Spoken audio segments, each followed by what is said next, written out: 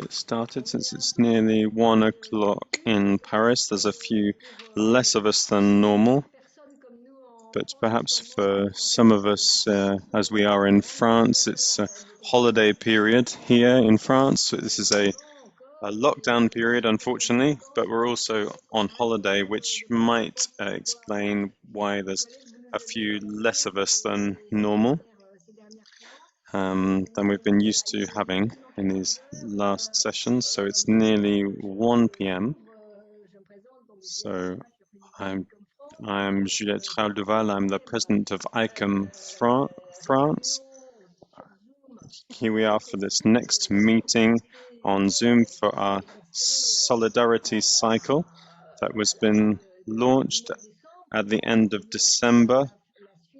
Following on in France from a cycle of Zoom meetings in between members, ICOM members have been reserved for ICOM members, and it was very well supported by ICOM members, but it was also, of course, disrupted by all the museums closing, etc. But it created a good connections between us, and I'll say it, but it'll be again said later on. We decided to renew a cycle of events open to all ICOM members, working as a four together to respond to the call for proposals, which ICOM International addressed to all its members, which within in the context of SAREC, which supports all the members, we got together with our Greek friends, with our Finnish friends, and our friends from Israel as well.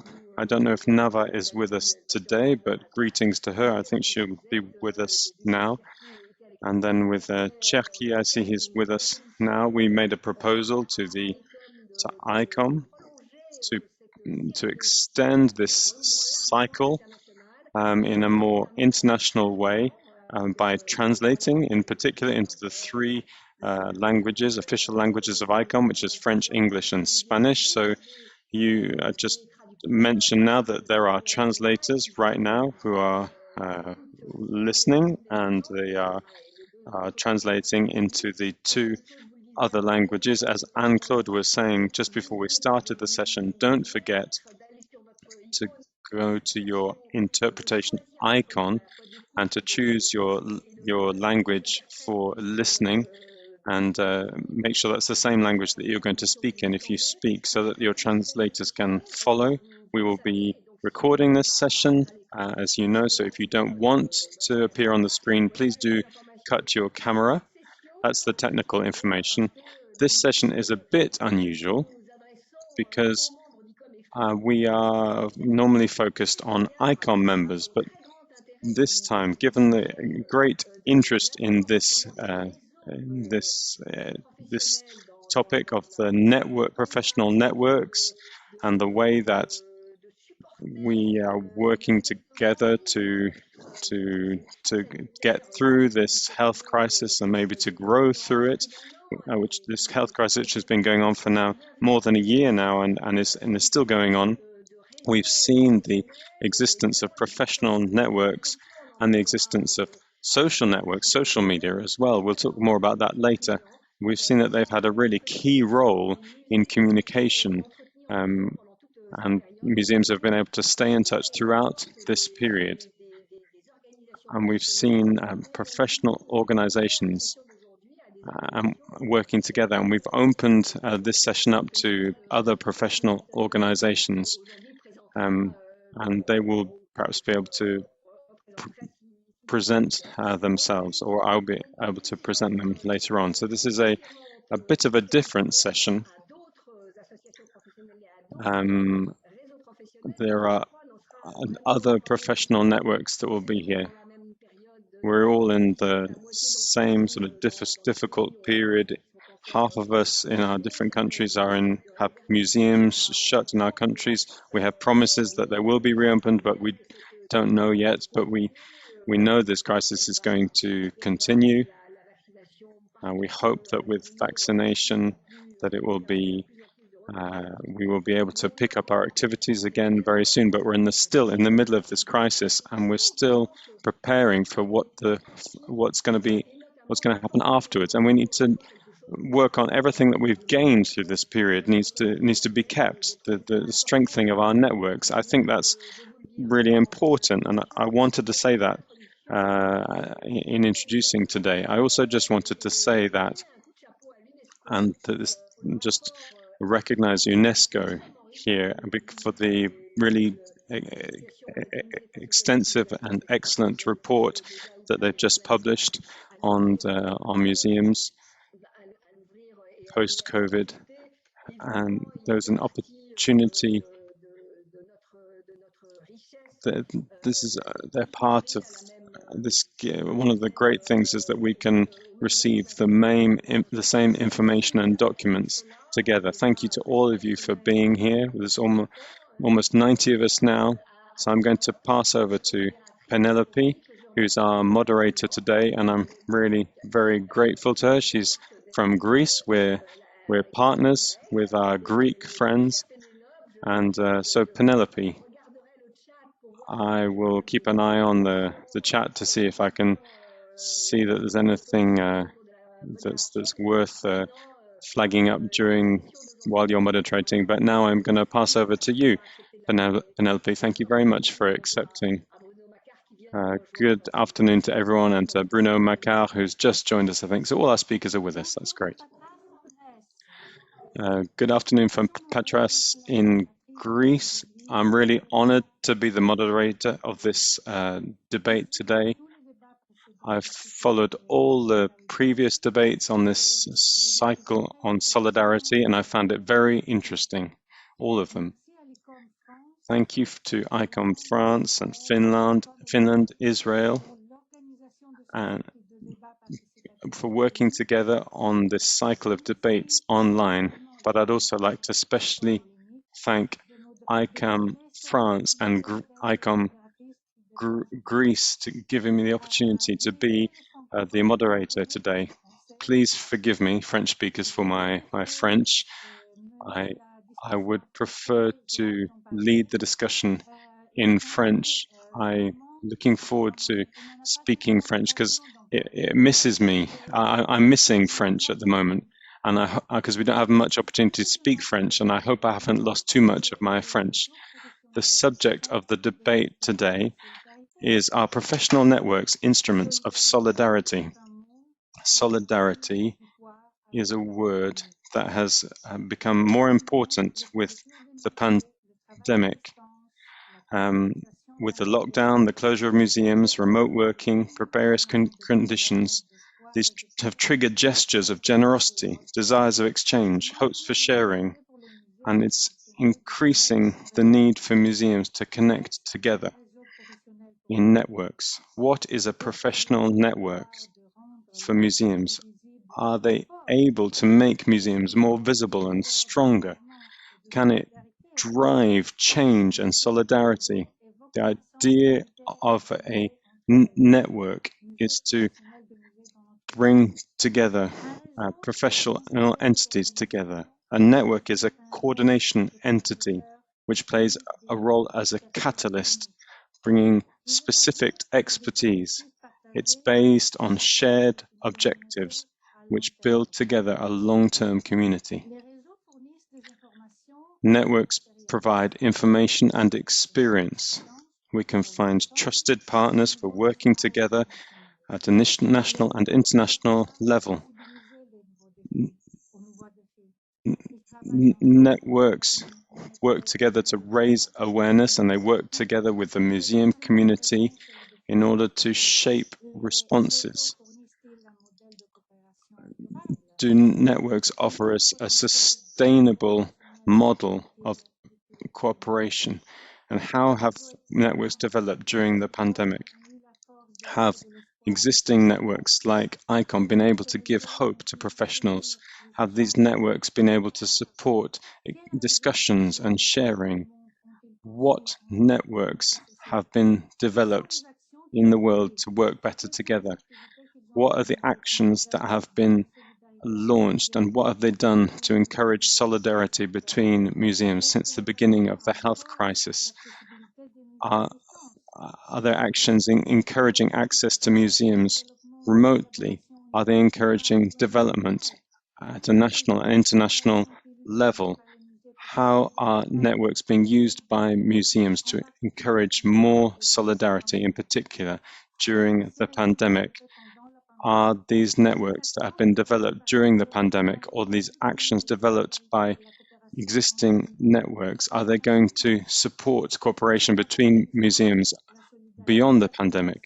Is remote working and solidarity going to remain as sustainable long-term practices? What conditions are required for networks to help the professions? These are a number of questions that we're expecting to hear answers from this afternoon. Of course, on this debate, there may also be other questions that come up. So with ICOM France, we're suggesting the following order of speakers. First of all, we're going to hear from Emma Nardi, who's the president of SAREC, ICOM Standing Committee. Emma has served ICOM in a number of roles. She's going to present us ICOM's Solidarity Program and present programs that have been chosen by SAREC. SAREC is the standing committee of ICOM appointed for supporting with allocations, strategic allocations.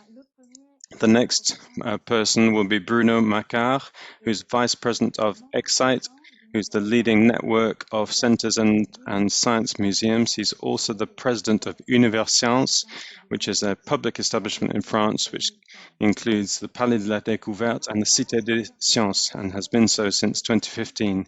He's going to be presenting us the Ecsite network and the actions of this network, which encourages solidarity between museums. Our third speaker will be Sergio Celvillon, who is Vice President of ICOM Belgium, as President of ICOM Belgium-Flanders, and is network of a member of the Board of Directors of NEMO, a network of European museum organizations. He is also director of Felix Art Museum.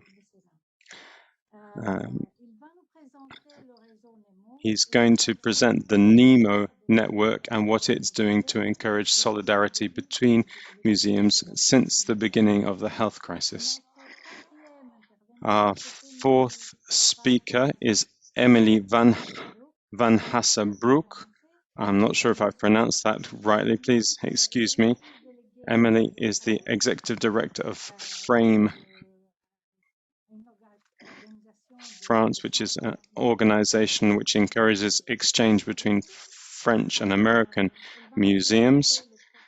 She will be presenting the emergency subsidy system that FRAME has put in place since 2020. Our fifth speaker is Kirsi Pulkkinen, who is the Secretary General of the Finnish Science Network, and she works on a system of impact based on scientific capital and learning throughout life. She will be presenting the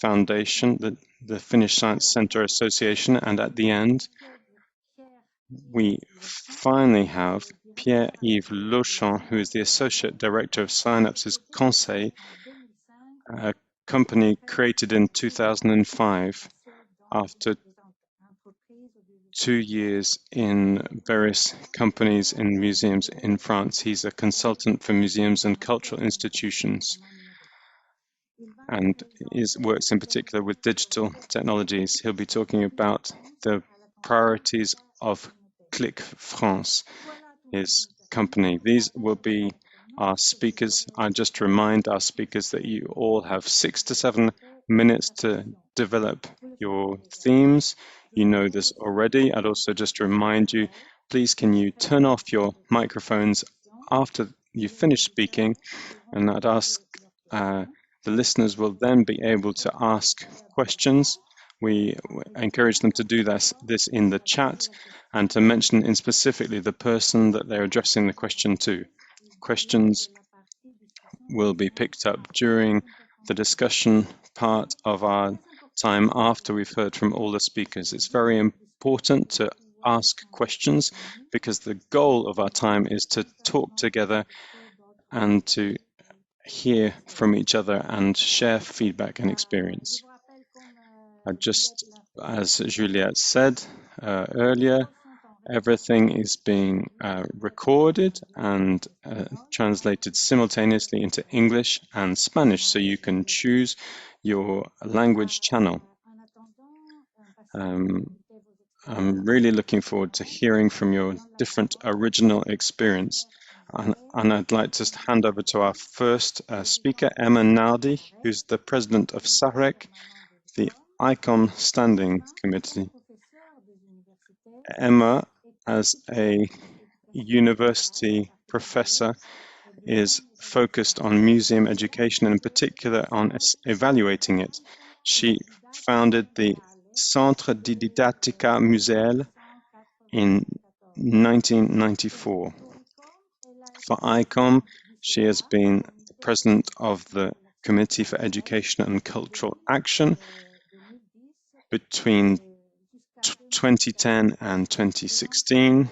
She was then elected to the Executive Committee and has had the role of treasurer up to 2020 when she resigned.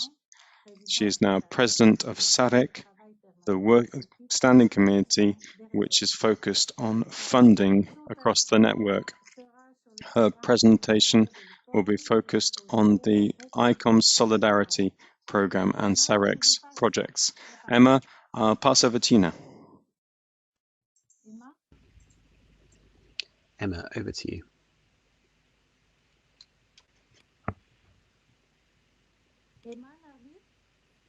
Emma Nardi, are you there? She was here. Emma's here, but she seems to have a problem with her microphone.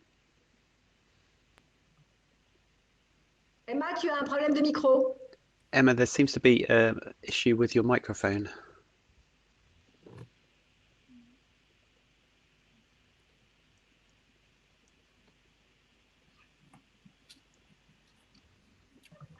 Emma, on ne t'entend pas. On ne t'entend pas. I'm really sorry, we're not hearing you. No.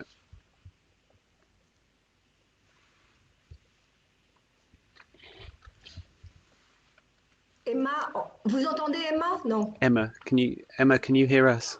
We can't hear you, Emma. We're not hearing you, Emma. Sorry. Alors peut-être comme le temps est court, Pénélope. Because we don't have a lot of time.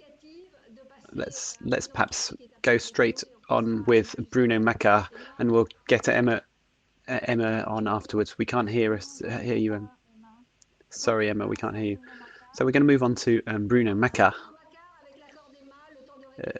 We'll hopefully get in touch with Emma and try and sort out her sound problems. Bruno Maquart is the vice chair of Ecsite, the leading European network of science centres and museums. He is chair of Universcience, which is a public establishment covering French institutions Palais de la découverte and Cité des sciences et industries. He is an agricultural engineer by training, and he also attended the prestigious French National School of Public Administration. He worked as a General Inspector of Social Affairs, working in social affairs and in culture. He's had a number of posts. From 2001 to 2007, he was the Executive Director of the Pompidou Centre. He worked in this role on the regional deployment of the Pompidou Centre, which was partly worked out by the establishment of the Metz Pompidou Centre, and then in international sphere with strategic partnerships. He also chairs the Intermuseums Association and manages the Paris Museum Pass initiative. He was selected to coordinate the Abu Dhabi Louvre project in 2007, leading the France Museums Agency. In this capacity, he worked with around 30 experts to start the initial, the first museum in an Arab country with a universal scope, within the support of French museums and a close partnership with Emirati authorities. In 2012, he joined the Ministry of Social Affairs and carried on working there until 2015. Bruno Maquart has a number of honours in France, Officer of the Arts and Letters body and the Knight of the Legion of Honour. He's the Vice Chair of Ecsite. He's on the Board of Directors of the French Association for Museums and Centres for Development of Culture. He's on the Board of Director of the Confluence Museum in Lyon. He also works on the Strategic Orientation Council of a major Paris-based museum organisation. He is a member of the Scientific Council of the City of Economy. He's also a non-executive chair of the Health Data Platform, the Health Data Hub, and is on the board of the National Research Agency in France as a qualified personality from the business world. He's going to today talk to us about the action of the Ecsite network and its actions in favour of solidarity between museums since the start of the pandemic. Bruno, over to you. Thank you very much. Good afternoon, everybody, wherever you are. Thank you very much, Juliette, for organising this meeting. Given all that we've been through over the last few months, I'm going to talk to you a little bit about Ecsite.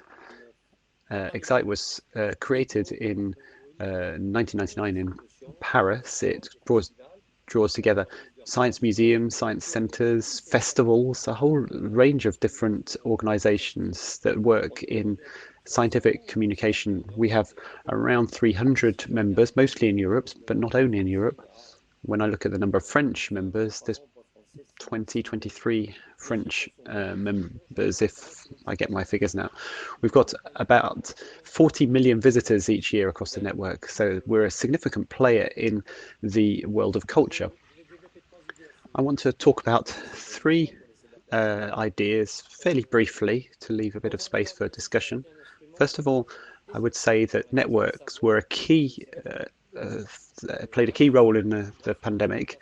Thanks to networks and thanks to Ecsite, we have been able to share information quicker than what was possible in the press, quicker than what was coming from public authorities as well, because we were able to communicate and talk together in real time using WhatsApp groups, for example, within the board of Ecsite. It was a period where there was a whole lot of uncertainty. No one knew what was going on. So it was very important to find out what was going on in London, in Bremen, in Barcelona, in Italy, Poland, Finland. All of that was really important for us to find out, because it broke through the isolation. We all felt like we were in our own space, and it was important to know that we had friends around Europe and around the world. So it was a very important means of communication that I'd never really experienced, and a way in which we built empathy and friendship.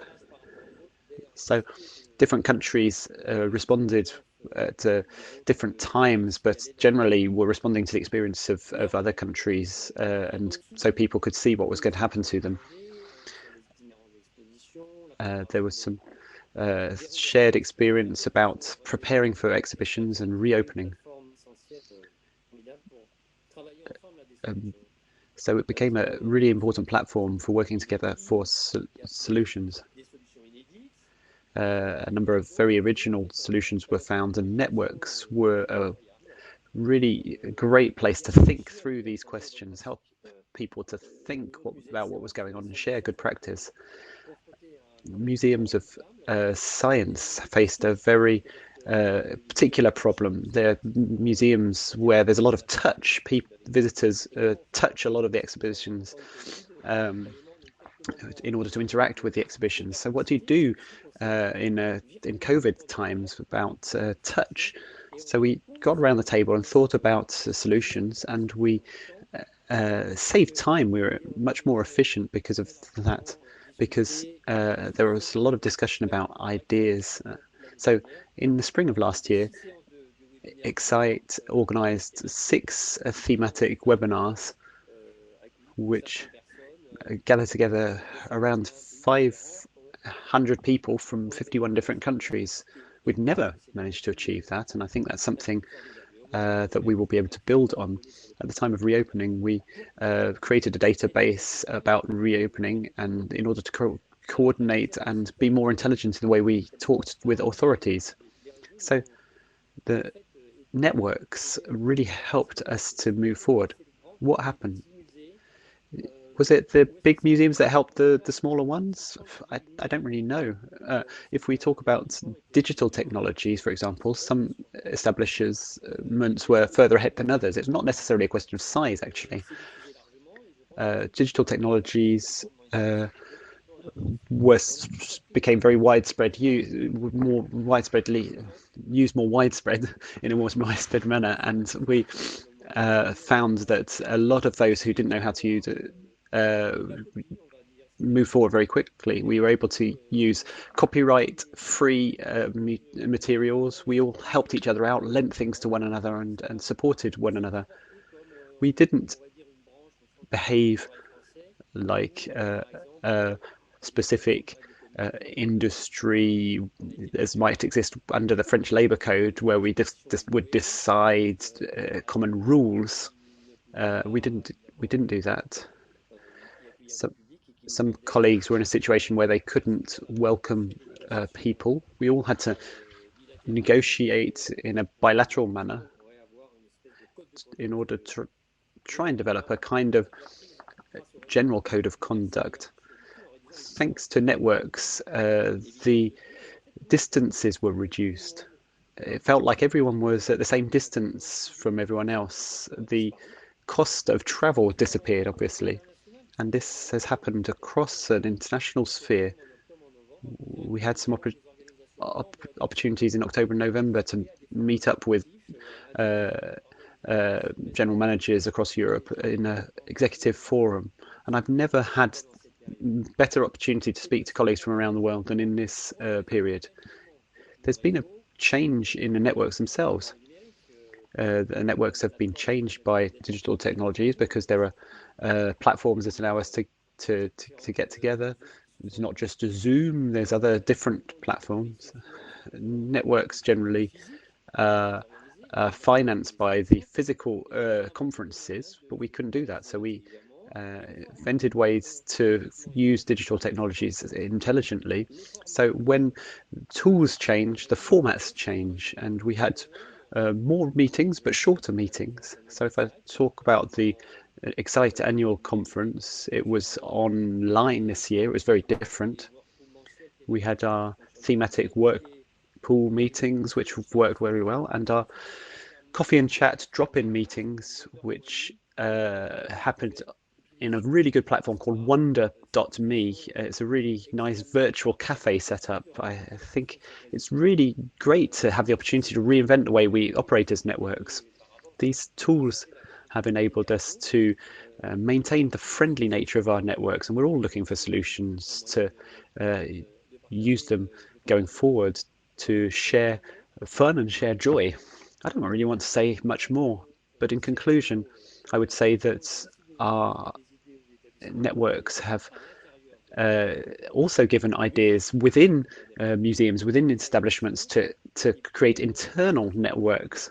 And on a more personal note, I would say, within Ecsite, it was a way for me to bring Europe to life in a very precious way. I often said that Ecsite was a treasure for me.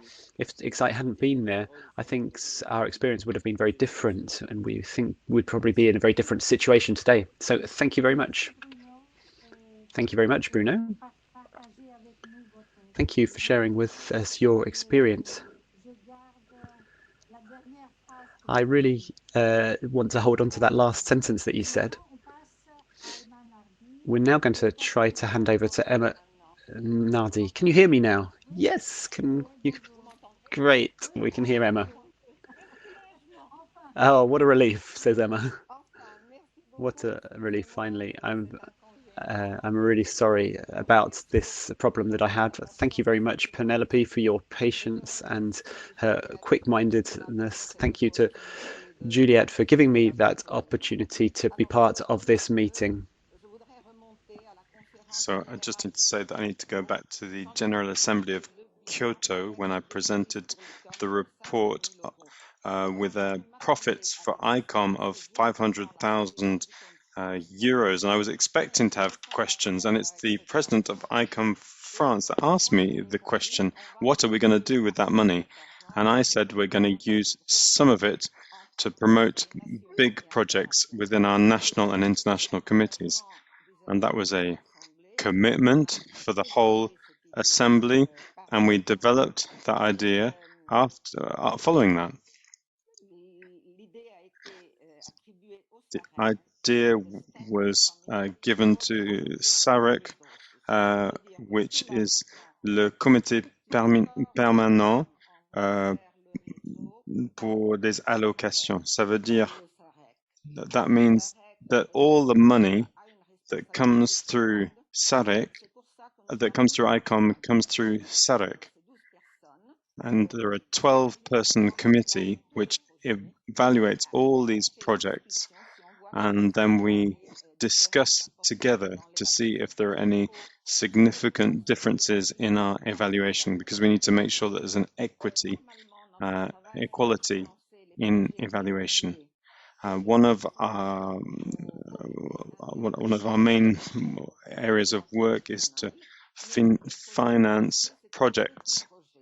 In the past, we were working on small projects around 4,000 or 5,000 euros, but the solidarity projects are very different. We can now allocate up to 30,000 euros per project, as long as it is 90% of the sum requested, because we want the committees to also participate with a small part of the budget. The reason we're calling them solidarity projects, that emerged in February because we started to realize that everything was going to change, that we would no longer be able to work in the traditional way in which we were working. So we were going to need to provide better resources, more resources for the committees to develop their activities. It's very interesting to see how we've managed to collect money, because travel has not been allowed anymore, but now we've been able to use the funds. Solidarity comes from the Latin term solidus, which means heavy, solid. So we wanted, with these kind of projects, to develop three characteristics. First of all, we wanted no longer small projects, but we wanted big projects. We wanted these projects to involve different geographical realities, and we wanted them to be applied in other situations. So, just to give you an initial idea, the project which we are participating in now was presented by ICOM France, and it was selected because it aligned with these different characteristics we were looking for. It was presented by a network of committees, It could be applied in different situations, and it opens up a treasure for the future, wealth for the future, because all of these sessions are being recorded and they can be found on YouTube later, and anyone can use them directly or adapt them to their situation. So this is the kind of project that we're wanting to see. We received 24 projects and we selected 21 of these projects. We turned down 3 of them for formal reasons, because they didn't align with the criteria that have been set out in the call for proposals, and we funded 10 of them. We didn't use all the money that was set aside for this, to 208,000 euros. So now we have a second call for proposals that will be ending on the 30th of April, and that will allow us to fund some other projects. I would like to talk a little bit about the problems that we are going to face. First of all, there's the problem of the IT system that we used for these projects, and that we're using for this project. We use FormStack. When I started this work, we were already using FormStack, and as you know, IT tools very quickly become dated. So I think we're going to need to invest into a more modern database, which is going to allow us to work in a more agile way. The second thing I'd like to underline is that in all of these projects, we haven't managed to reach Africa because we received no projects that we could fund from Africa. So the real problem with equality is not that we should fund projects that aren't good, but that we need to help areas where they don't have this culture of projects, which is really a European culture, to learn this mechanism, because otherwise an organization that is already very Euro-centered, we're going to aggravate the problem rather than improve it. And finally, another problem was communication. We may need to improve the communication of the call for proposals. And an idea that came from ICOM Brazil was that they asked us to record a little video where I talked about the key principles of these solidarity projects. I think we need to use these instruments for better communication. We noticed that when the call for proposals is very long and very detailed, people who have lots of things to do and are not involved in ICOM activities full-time, they tend not to read everything. So we need to make communication more agile. And then in terms of this method of working, as my previous colleague said, we moved from meetings in Paris, 2-day meetings in Paris, to a series of meetings in this particular time slot. And because there are people from all around the world, we need to find the right time slot. So we had more meetings, and this was really very good for developing our evaluation instruments and our discussion. And finally, I'd like to say that for the future, I don't know if we're going to be able to launch solidarity calls for proposals again. This is a decision that the executive committee of ICOM will have to take regarding the budget for following years. But I would like to say that solidarity, up until now, we've used it in our professional networks within our museums. I'd really like to be able to use it outside for our audiences, because after COVID period is going to be a very difficult period, and we have enormous economic problems around us. So I'm wondering if perhaps the economic problems are going to mean that there are less consumer products available, and that will have an impact, I think, on cultural content. So I think it would be good if next year we could think about projects that involve broader audiences as again. So I think I've run out of time now. So thank you very much. Thank you, Emma, and thank you to ICOM for being able to adapt so quickly to the pandemic.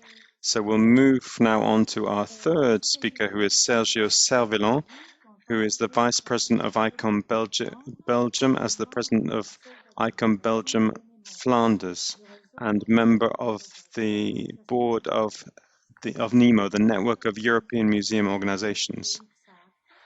He is the director of the Felixart Museum near Brussels and has a thematic museum focused on avant-gardist history between the two interwar period. He's also president of the PASS Foundation, a Masonist project which is part of the King Baudouin Foundation Heritage Fund. He's going to talk to us about the information collected by NEMO on the reopening and closing of museums in 31 countries, 31 European countries. He will give details on reopening, on political communication, and health measures. This will be accompanied with a declaration from NEMO calling for the reopening of museums and calling for support to stay open. Sergio, it's over to you.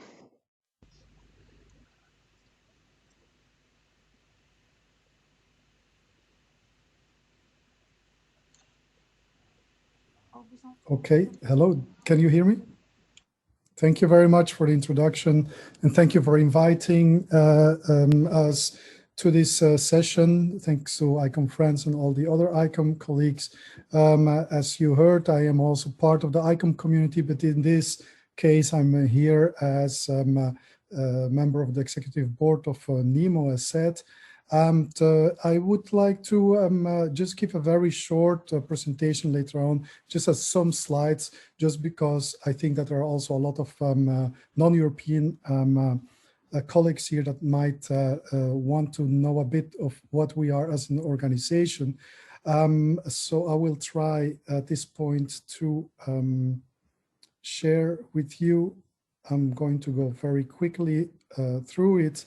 So the Network of European Organizations ensures museums to be an integral part of European life by promoting not only the work, but also the values of museums to policymakers and providing museums with training and with information and networking opportunities to collaborate. We have, like you see, a string of national museum associations and similar bodies, over 40 member states, and we advocate directly with the Council of Europe and the European Community. We have an office in Berlin, and we are active ever since '92.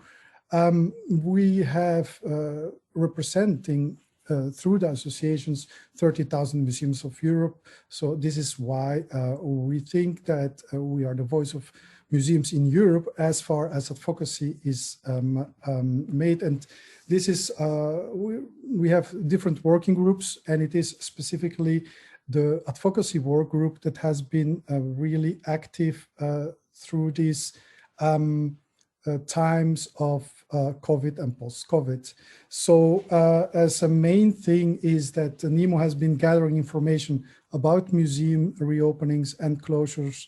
The overview that we've made with the service lists details about reopenings, about political and sector communication, as well as the hygiene measures that has been taking place.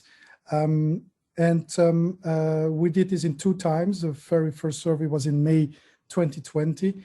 You can see here an example. There is a link, and we can provide you all this documentation afterwards. And this was also followed by a second survey in 2021, where, of course, we tried to not only follow up but also take charge into helping other museums association to bring the best practices and condense our learnings into a statement where there were two main pillars of the action, saying actually museums are safe places. We have the infrastructure to be open. We have the infrastructure to do this in a good way, and even be an example for a lot of non-essential institutions like the call. But in fact, the second pillar of what we were saying in our statement was also that we are a part, an important part of mental health. And in that sense, we are essential.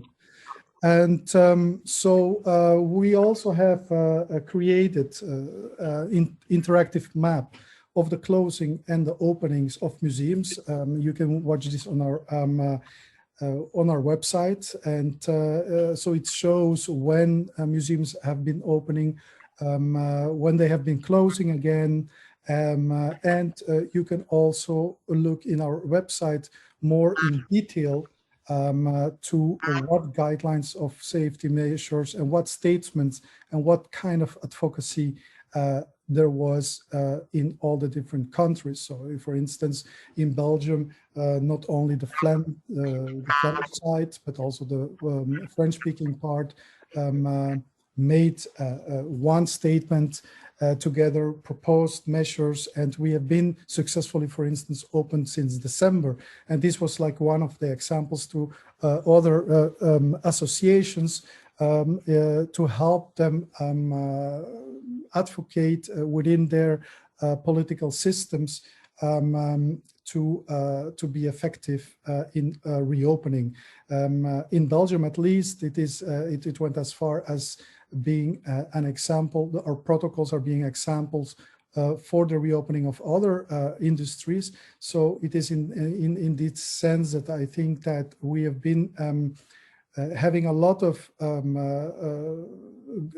new information, talking with all the different networks that are together in NEMO. So we have been using this information and also facilitating our own information. Now the whole of our reports and of the actions we are doing are on our website, as said. That's why I wanted to show you this in a presentation. But it is evident that until the pandemic is completely under control, museums are facing a substantial income loss, both while closed or opened with security measures. Visitor levels have dropped considerably, and there is this big question about the museums businesses all across Europe, because we all have very different cultures, and that is also something we really need to monitor close by. But also we have to, and we are trying to be proactive in searching for approaches and ideas to connect to new audiences or to the old audiences and provide access to the collections in meaningful ways. The second survey, for instance, was answered by 600 museums from 48 countries. This was done between 30th of October and 29th of November. Of course, the majority coming from Europe, since we are a European network. And it focused on three main things: the consequences of income and other losses, the increased importance of the digital museum offers, and the adapted operations and preparedness during and for crises. So it means that it also gives you a roadmap to how can we be more resilient as associations, as museums, as a sector for pandemics or crises the like we are experiencing right now. Quickly reflecting on the title of the debate, are professional networks an instrument of solidarity? I would say yes, for 100%, especially when it comes to building solidarity across borders and foster understanding for one another. during this pandemic and through the actions that we've been doing, members have turned to us for support more than ever before. We can see that on the way how we are being solicited on our website, for instance. And we feel like the advocacy and information that the Association of NEMO have been done made it more natural for those members as well for other people to turn to us. And I think it's also more natural to turn already to an existing network than to create completely new ones. And what I'm presenting in this last slide is another example of things that we've been working on, and it's not related to COVID, it's maybe related to post-COVID, in the sense that we are sharing the knowledge about cooperation and EU funding to help more museums access funding. It's another example of network activity to create solidarity. It just was released yesterday, so I can only motivate you to look at this toolkit. The document contains the result of the work of NEMO's advocacy work group and was actually a follow-up on an inquiry we did on where all the funds of European money was going to. And museums are really being described into the calls, but we are not being able until now to really create a lot of use of this. You could also say, well, museums associations or associations are also social networks. And well, of course, here, the example I'm showing is the member space for our members. Désolée de vous interrompre, mais vous avez dépassé le temps et il faut conclure. I'm really sorry to cut you off. You've run slightly over and we're going to have to leave It was the time for others. It was the last slide.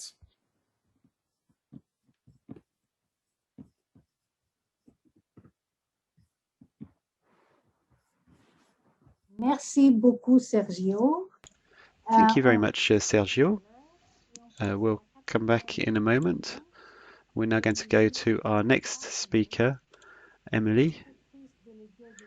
She is the Executive Director of the Frame Network in France. She's studied history of art and studied at the Sorbonne. She was an officer at the National Museum Jean-Jacques Henner and worked in the exhibition department of the National Museums Network before she joined Frame in September 2009. She's going to present the emergency subsidy program that Frame set up in spring 2020 in order to continue transatlantic dialogue and keep it alive during lockdown, and in order to strengthen remote accessibility to museums. All of this within a spirit of solidarity. Emily, over to you. Are you there, Emily? Can you hear me? Can you hear me? Great. Thank you very much. Thank you to ICOM, and particularly Juliette Raoul-Duval and Estelle and all of those who have invited us. I'd also like to thank the interpreters who make it possible for us to speak in our mother tongue, and I think we don't say thank you enough to the interpreters. I'm going to try and be slow so that to make their job a little bit easier. In order, just before getting into the subject and answer to the question, I'd just like to mention briefly what the Frame network is, so that those of us who haven't heard of it today would know about it. The Frame network is the French-American Museum Exchange. It's a not-for-profit organization. It's for the French speakers, it's a 1901 association. It's a member of ICOM USA. It's an organization that was founded in 1999 with the support of the Ministry of Culture and the direction of the Museum of France. It's a bilateral organization what's interesting about this organization is that it wasn't devised by museums at the beginning, but for museums, with an attitude of cultural diplomacy between two countries. So this is why explains the international focus of our work and our programs from the very beginning. We are a private network, is independent, but the other specific characteristic is that our French area is in the France section. So Frame has an unusual role within France, although it's created under American law. We are a platform for exchange between around 30 museums. These are local authority museums in France and private museums for our American members. We have perhaps 400 members now. We have exchanges between directors of museums, curators and mediators, cultural explainers. And they're focused on complementary collections which are kept in our network. Our main mission is to encourage cultural cooperation through exhibitions, cultural mediation activities, and exchanging best practices, and then also, more recently, because of the pandemic, of course, implementing virtual programs between museums that are members of the Frame network. So what are the solidarity movements? How is solidarity being seen within the Frame network? I would say according to two key areas. First of all, there is the donation of expertise and consulting between members, which is given in a non-competitive way between museums working in parallel sectors, but in areas that are geographically a long way from each other. I'd really like to present some of the activities that we've been doing since last spring, and then the second aspect role that we have is to encourage solidarity.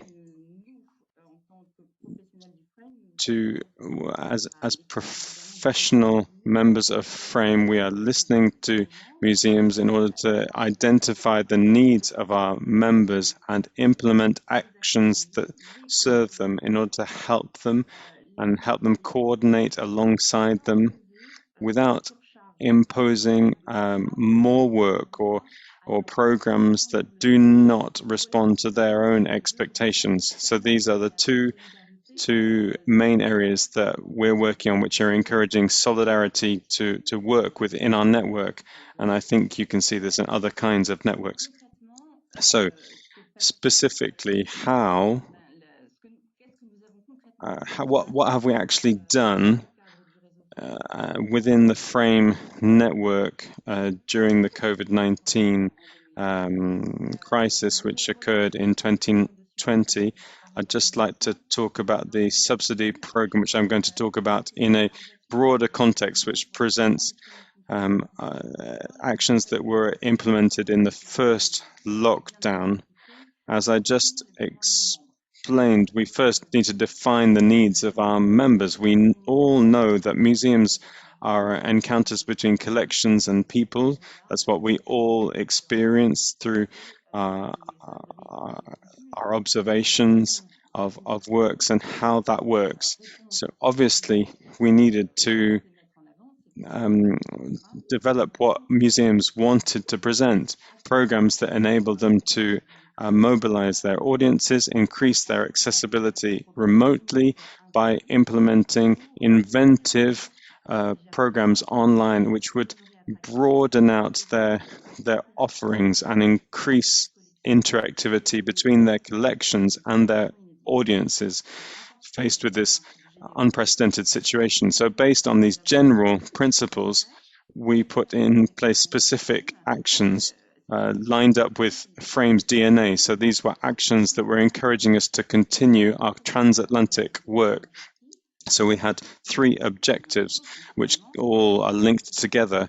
First of all, we wanted to extend the helping each other attitude which we have in the network, encourage dialogue between members because we want to connect members as a priority. And then the third area was to increase accessibility and the impact at both a local and international level of museums. We did two specific actions. We implemented an increased internal communication program because the lockdown occurred in France on the 13th of March 2020, but in the USA it was a week later. So we implemented a series of weekly newsletters on COVID-19, how we should stay inventive during the pandemic. So I'm just responding to what Bruno Maquart said earlier. Frame circulated information by identifying best practices within the members' museums, which we were providing to our members. They didn't have to go and find them. They could just read our newsletters in order to adapt their programs to this unprecedented situation. And we quickly realized that museums themselves created micro groups for reflection, for thinking about the best practices to put in place, both during lockdown and then also when they reopened. What can we organize in order to open with the right number of visitor numbers, etc. This was all things that were initiated by the Frame network. The second area was to do with our emergency subsidy program. Our executive committee decided to create an emergency fund to allocate subsidies to museums that wanted to improve their offering on the internet in order to continue their cultural program and remain accessible while also increasing their audiences. So we created an emergency fund which looked to assess and evaluate the relevance of proposals and to distribute funds. We had trustees who are part of our executive committee, and this was put in place very quickly. Between the 3rd and the 13th of April, we developed this committee.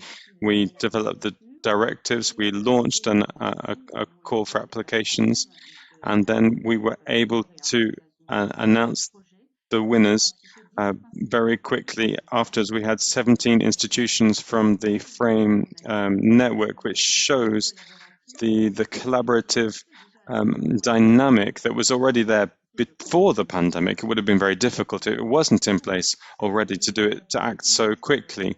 We only refused one application because it wasn't aligned with the transatlantic mission of Frame. We wanted to help museums to develop new online programs, but also promote collections from the Frame Museum and show what the connections would be with other exhibitions. We distributed the funds on the 30th of April to be implemented for the 15th of May. So we were working on very short-term deadlines, so we weren't looking at long-term projects here. But it's a very new thing to promote this kind of virtual program of this kind. And for museums in the Frame network, it wasn't just about talking about their exhibitions, but maintaining cooperation as part of virtual exhibitions. We were able to organize an exhibition on Port of Exile, Port of Attachment, which was to do with Jews in the Second World War, and presented in Montreal and in connections between Montreal and Marseille. And we were able to promote documents that had never been published before. We were able to digitize them, hear from speakers who gave video testimonials, and we were able to put these forward in a way that we couldn't do this. We couldn't do this. I'm very sorry to interrupt you, but I'm afraid you've gone beyond the time now. So I was just wanted to finish off was just to give this example which enabled us to redefine the way that we work together. Thank you very much. Thank you very much, Emily. And now we're going to pass over to our fifth speaker, who is Kirsi Pulkkinen, who is the Secretary General of the Finnish Science Centre Network. She's working on the program of the association on the impact of scientific capital and lifelong learning. She's been worked in a number of different positions, a scientific advisor at the Finland Academy, a researcher and other universities, an external evaluator in Helsinki University, and many other roles. She's going to be speaking to us about the Finnish Science Centre Association, focusing on increases of their social impact in the effort and the way in which this community creates opportunities for sharing and for developing best practices. She will also speak about the way in which cooperation and shared learning are the center of their work in this association, and how the association has made it possible to handle this situation during the pandemic. Kirsi, it's over to you. Thank you very much, Penelope, for the kind introduction. Merci beaucoup, Penelope, pour cette introduction. Merci de m'avoir donné. To start, I will show you a map. Just very briefly, I will not be showing any more of these slides later on.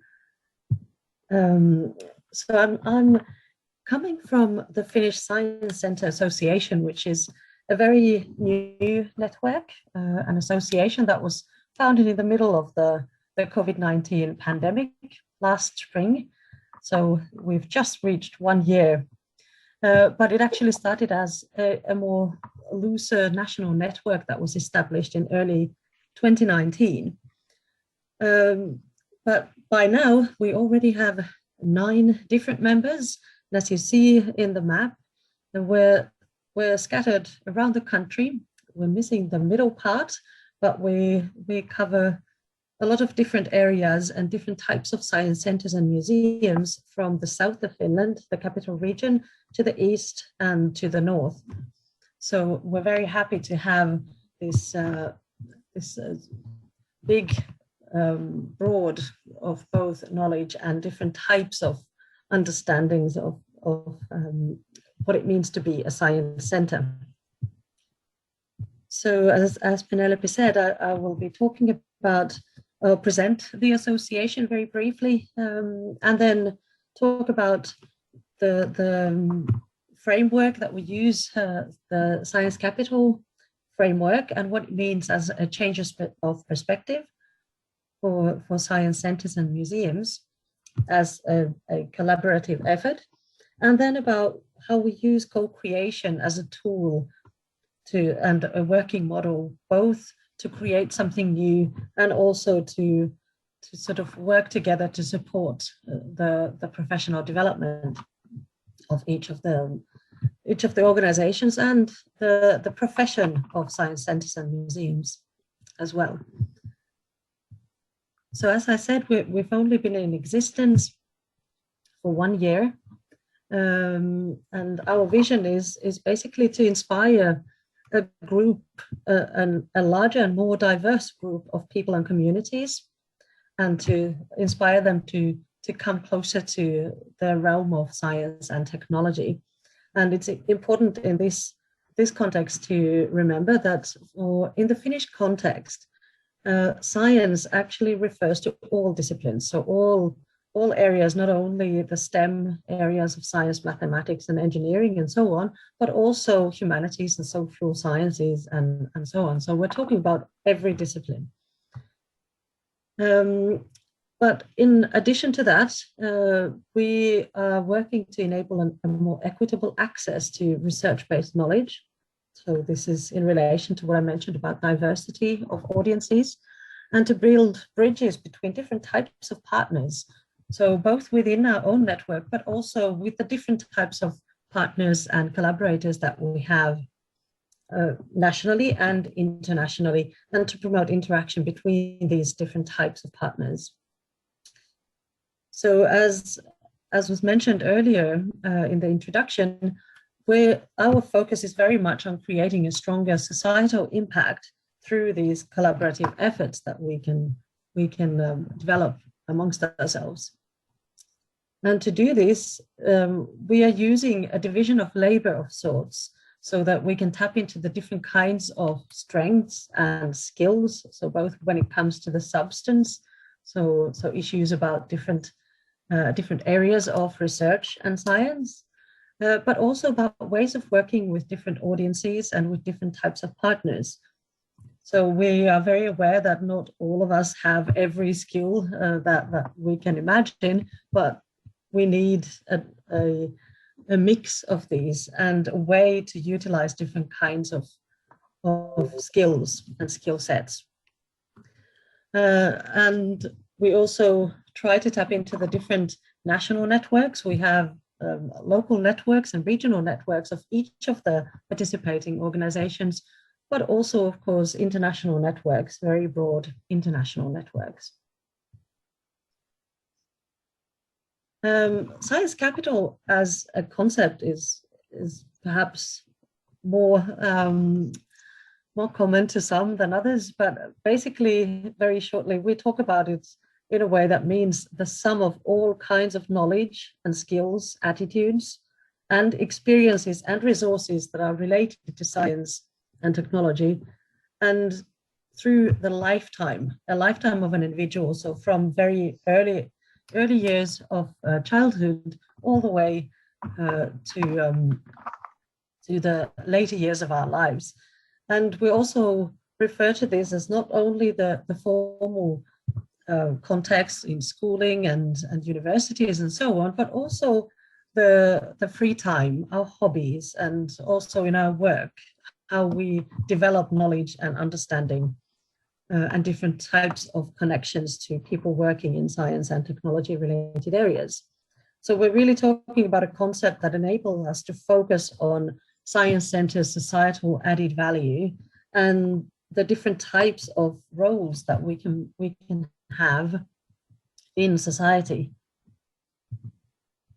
Now, I mentioned that we're talking about a change of perspective and that Science Capital provides this platform for change of our own perspective. So we use Science Capital as a concept to, in a way, place the mirror in front of ourselves and move from a traditional view where the view of science centers or experts is at the center, and we perhaps use a somewhat top-down way to address our audiences and start from thinking about how we want or what we want our audiences to understand, and then move on to simplify and to guide, to tell stories and so on, to guide people to understand different meanings.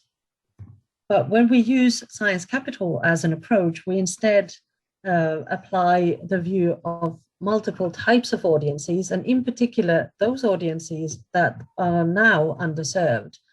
They could be anything from different kinds of minorities, whether they are ethnic or language minorities.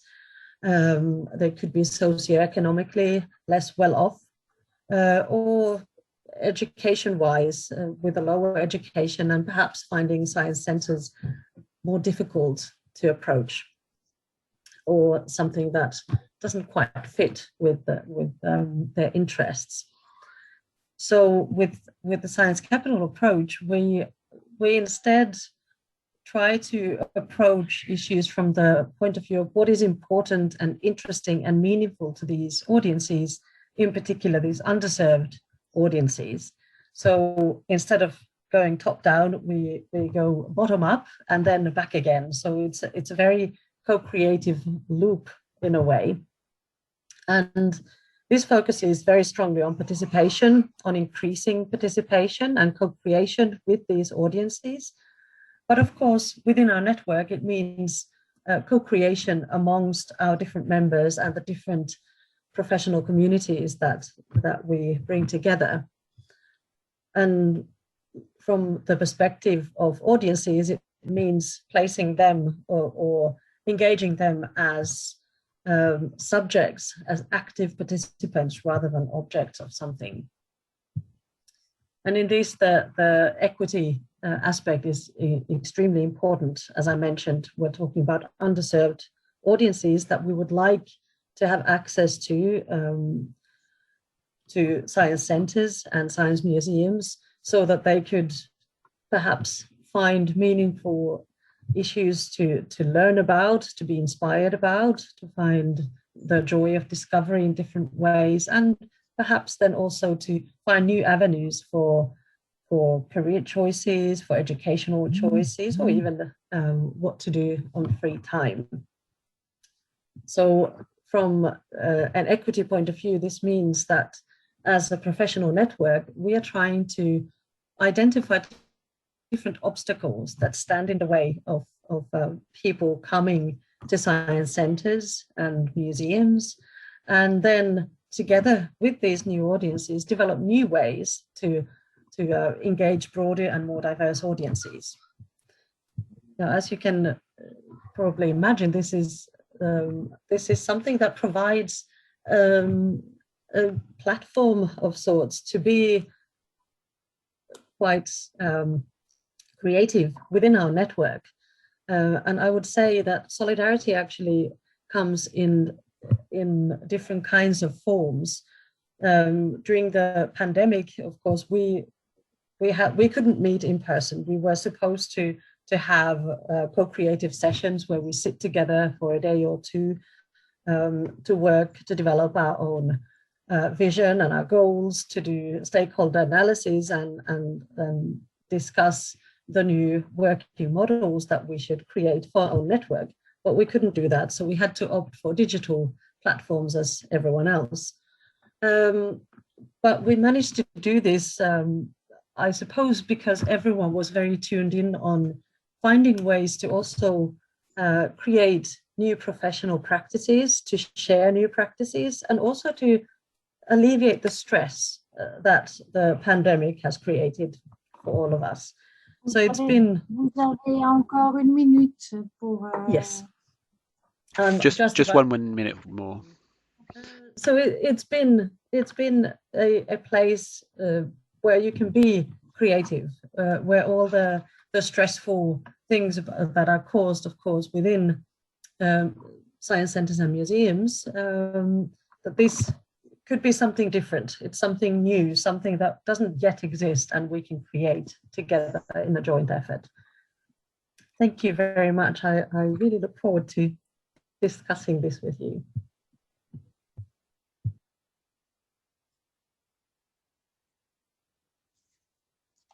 Merci, Kirsi. Thank you very much, Kirsi. I'm going to now hand over to our last speaker, who is Pierre-Eve Lucha. He is the Associate Director of Sinapses Conseils, which was founded in 2005. After he'd spent 12 years in French audiovisual companies, he's a consultant and expert for museums and cultural innovations in terms of innovation and digital technology. He also founded and is a director of Clic France. This organization, the Innovation and Culture Club, is a platform that carries out market watch activities, training and sharing of information with more than 160 cultural institutions, local authorities and businesses who are involved in the deployment of digital tools and innovative practices. He is going to talk about the new priorities of Clic France. Pierre-Yves, over to you. Thank you very much, Penelope, and thank you, ICOM and the President, Juliette, for inviting me to take part in this webinar on the theme of communities, professional networks and solidarities. I'll just say very briefly something about Clic, France, just particularly for our friends from other countries who don't know Clic. Since it was created in 2018, Clic France, which is the Innovation and Culture Club, has developed 3 functions and services which it brings to its members. As Penelope was talking about, we have Market Watch in France and around the world via its website, sharing of good best experiences through workshops, conferences, webinars, and also real visits when we do that, and pooling, thirdly, and the development of collective projects which are innovative and involve a number of their members, whether they're institutions or companies. So we've been in existence for nearly 13 years, and in that period we've become a strong community which is very active. So Clic is made up of 140 member institutions, more than that, and we manage over 700 institutional venues or locations, historical, artistic, or other cultural venues. What's specific about Clic is that we have companies that are members. We have 30 company members, and we have more than 2,600 French and French-speaking individuals are involved. More than 3,000 people signed up on our Facebook, Instagram, etc. accounts, social media accounts, and we've published more than 3,000 articles since the launch of our website, and we have 12,000 unique visitors every month. We've organized 50 events since we started, with 6 webinars in 2020, with more than 500 professionals with us joining in, and we've had about 10 collective projects like museums. In 2020, this is evidence of the demand and desire to share information. The audience of our website and our social media accounts have increased by 20%. So in order to answer the question, Penelope, that you were asking, how are we developing our activities for our communities? In 2020, with these different lockdown periods, remote working, return to real life, back to lockdown, that has led us to a situation where we're progressively changing our activities for our community, and we're trying to respond to the needs of our members. The first focus was refocusing our activities around the Clic France community. We were wanting to propose content and activities that were more varied, and perhaps more of them, to our members. In April and May, for example, we'll be inviting our members to a guided tour of different cultural venues in France in order to help our members try out different technological tools. So these are tours, but they're also tests and demos that are going to let our members better understand how technologies are developing. And we are also giving our members a monthly thematic webinar. The second aspect is that we're looking to expand this community within the French-speaking world. When we organized webinars in 2020, we had the sense that there was a high level of demand from our French-speaking friends that wanted to share with French museums, and also a strong demand from French museums that wanted to share with their French-speaking colleagues from other places in the world. And so developing this French-speaking world aspect is very important. So we're including the Association of Wallonie Museums in Belgium into our members. And at the end of May, we're going to have our first French-speaking event on innovation and information, a webinar through 3 half days, learning lessons together from COVID in terms of visitors, interaction with audiences and how we've developed our professions and cooperated together. In 2020, in order, alongside this remarkable period of closure of museums, we launched a collective project which was very successful. We had a tour of France, which reached a lot of Facebook subscribers. We had 160 French collections which hit over 150,000 unique visitors, and then we had podcast series, etc. And these were collective operations. And now we're working on a number of collective projects based on open content and virtual tours in order to respond to the requests of our members to work together on specific projects. And finally, we're going to try to respond to an increasing demand of our members who are looking to train their teams through beyond sharing experience, which we already do through webinars or our website content. From May and June, we'll be offering practical training in small groups in partnership with member companies in order to help people developing new professions or new organizational structures that museums have had to put into place since the lockdown, and help them to build their skills. In the months to come, and I'm just finish off with this conclusion, we are preparing a gentle transition with a hybrid approach, a physical and digital presence, including webinars like today. We don't really have a choice right now but to continue these webinars, but we're hoping also to be able to, as soon as possible, have real events, because if we talk about community, we're talking about interaction, not just virtual and digital interactions, but also physical interactions. So we're really looking forward to the return of physical interactions and the fact that we can actually be together again. Thank you, Pierre-Yves. Thank you for all of our speakers today for what they've shared. We've heard of lots of networks from NEMO, Ecsite, and all these other networks, but we haven't heard anything from ICOM and how ICOM has been able to respond to the situation. What has ICOM done in response to the pandemic? ICOM is our network. What has ICOM been doing? Could Emma, Nardi, or someone else perhaps respond to this question? Emma, are you there? If you like, I could say something.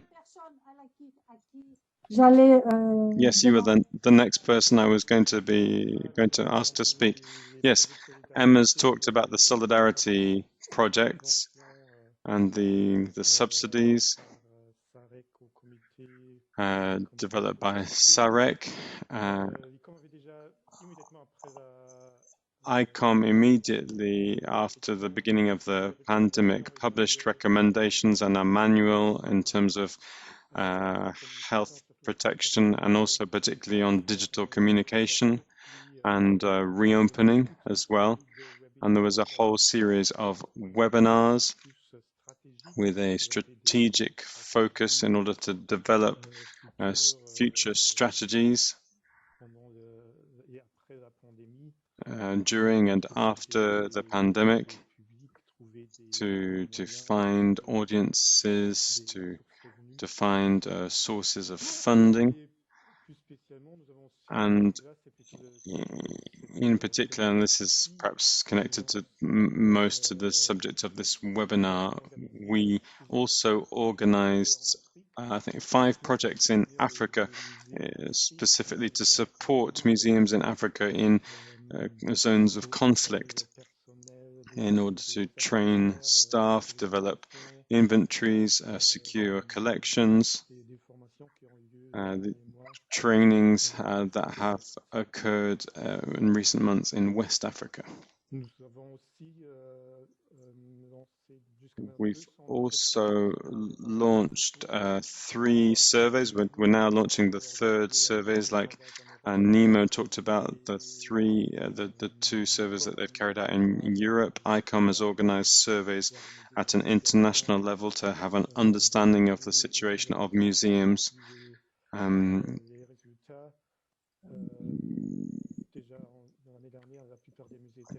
As you saw, most museums were closed in the spring and then opened up again.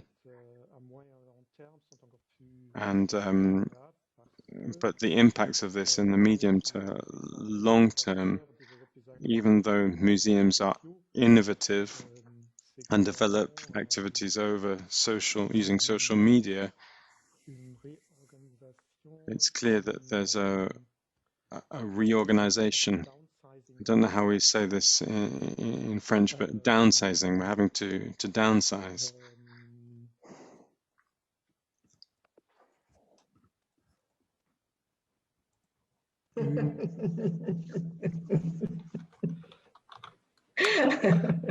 Une réduction.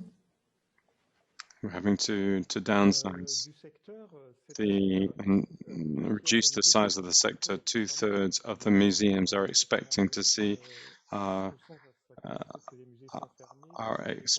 exhibitions would be reduced. Maybe 6% are expecting to be closed, 20% in Arab areas, particularly in the USA as well. We're seeing museums in the USA that are starting to sell objects from their collections in order to fund their activities, which is really not acceptable.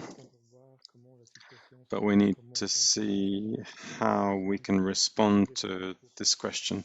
And these are things that are going on now as we speak. Thank you very much. We've run out of time. We've hit 2:30 p.m. We're going to try to continue with just have 5 or 10 minutes of questions. I can't see lots of questions in the chat. I think there is a question. Have we had this type of network at other levels of the organization in terms of marketing, for example, conservation, mediation? Could anyone answer that question?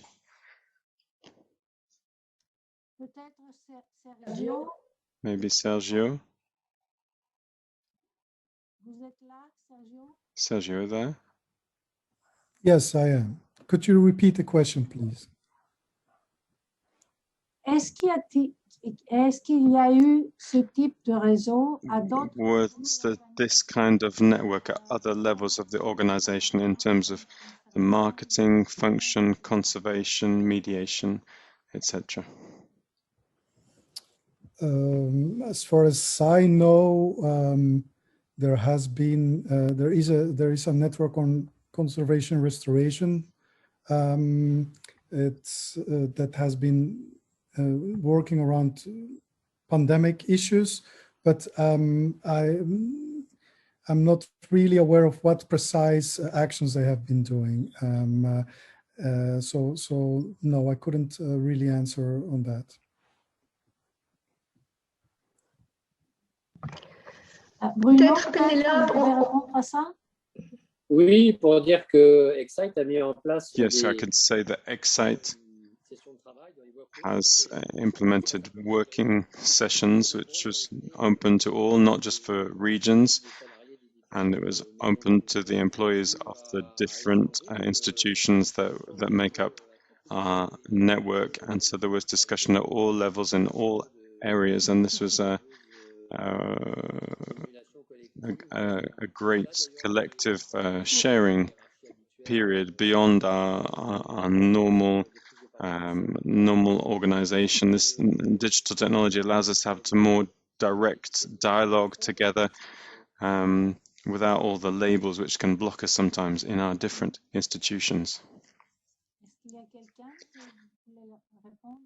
Would anyone like to respond to that?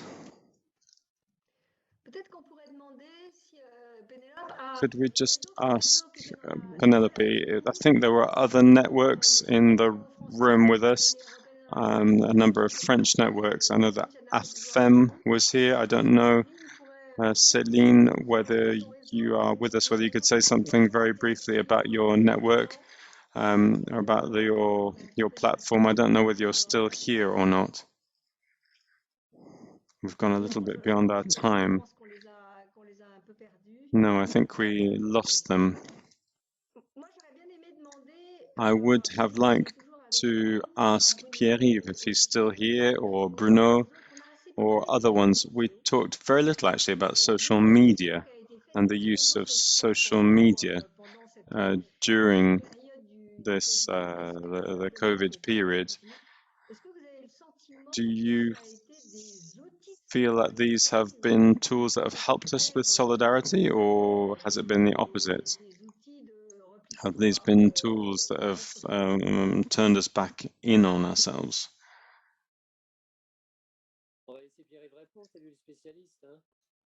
I think it's up to Pierre-Yves to respond. He's the specialist. No, President, the honor is yours. What I could say is that in order to answer Juliette's question, I don't know if they've been tools for solidarity, but these have been tools for sharing, definitely.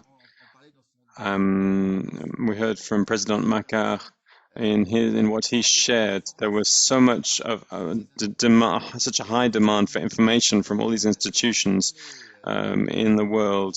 They were all closed, that needed to respond, that needed to quickly come up with solutions in order to keep contact with their visitors. That the need for information was really a fundamental need, whether it's for internet institutions or to share via social media.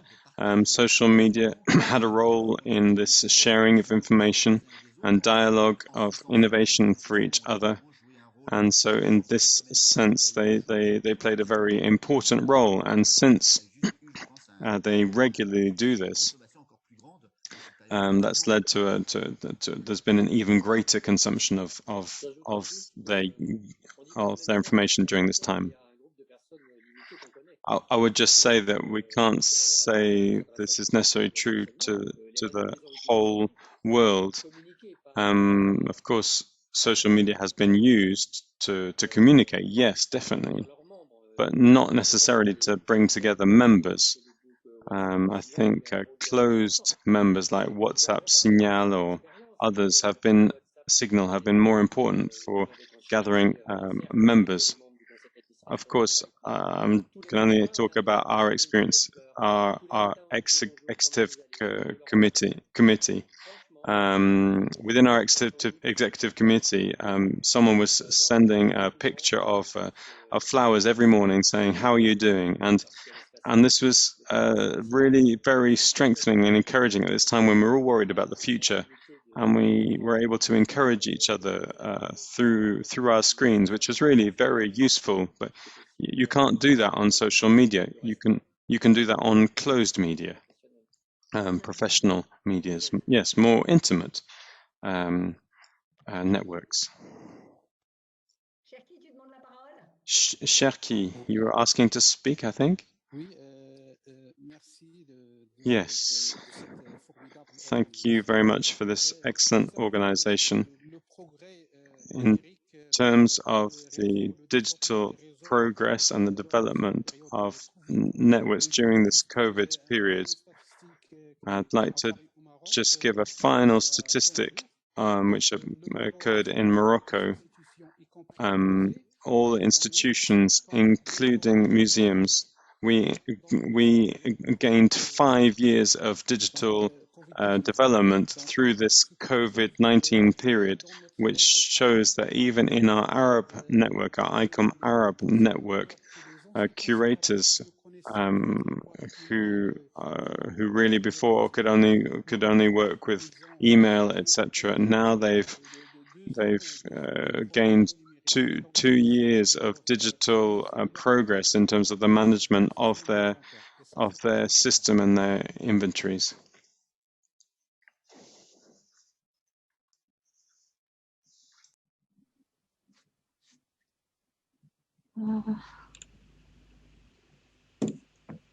Vous croyez, Juliette, qu'on a encore Juliette, do you think we've got any more time to discuss?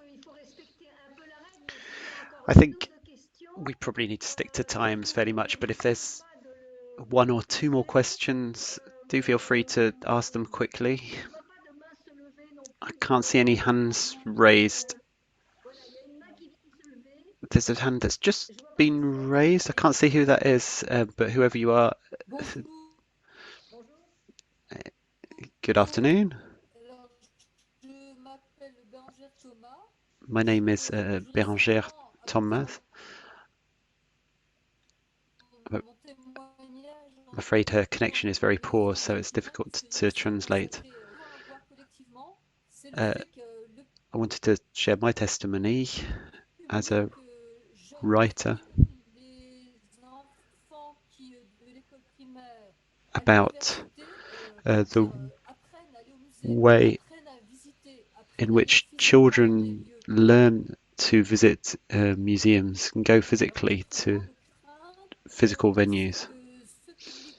Our big fear is that this audience, these young people who haven't been able to go out and enter cultural spaces, will lose some of what they have learnt. We think that digital technologies can be good, but they've also generated some bad habits of not going into physical spaces.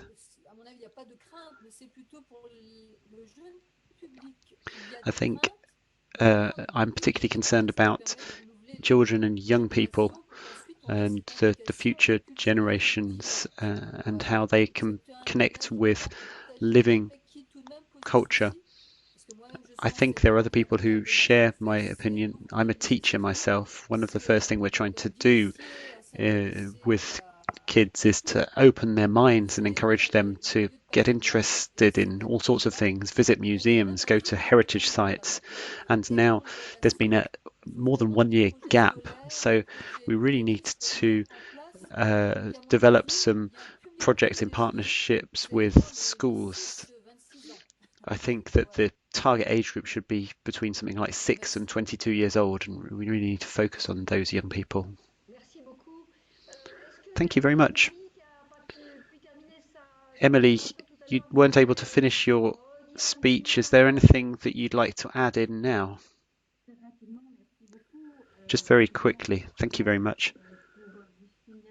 I just wanted to add, as I was saying, that that Frame has been able to work on new projects online in some ways thanks to this crisis, because our network develops co-designed projects with its members.